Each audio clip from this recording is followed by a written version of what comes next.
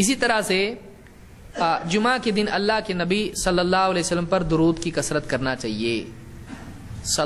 الصلاۃ علی النبی.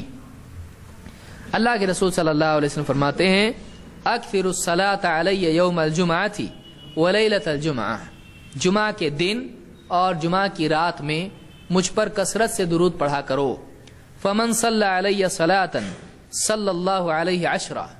تو جو مجھ پر ایک مرتبہ درود پڑھتا ہے اللہ تعالیٰ 10 مرتبہ اس پر صلاۃ نازل کرتا ہے.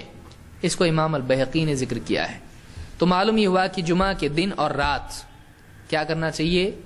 اللہ کے نبی صلی اللہ علیہ وسلم پر کثرت سے درود پڑھنا چاہیے. آپ نے فرمایا فَأَكْثِرُ عَلَيَّ مِنَ الصَّلَاةِ فِي. جمعہ کے دن مجھ پر خوب درود بھیجا کرو. فَإِنَّ صَلَاتَكُمْ مَعْرُوضَةٌ عَلَيَّ. اس لیے کہ تمہارا درود مجھ پر پیش کیا جاتا ہے. اس حدیث کو امام احمد، ابو داؤد، نسائی، ابن ماجہ، ابن حبان اور حاکم نے روایت کیا اور یہ صحیح روایت ہے. تو یہ بھی جمعہ کے آداب اور احکام میں سے ہے. اللہ رب العالمین جمعہ کے دن ان چیزوں کا اہتمام کرنے کی ہم سب کو توفیق عطا فرمائے. اقول قولی ھذا واستغفر اللہ لی ولکم.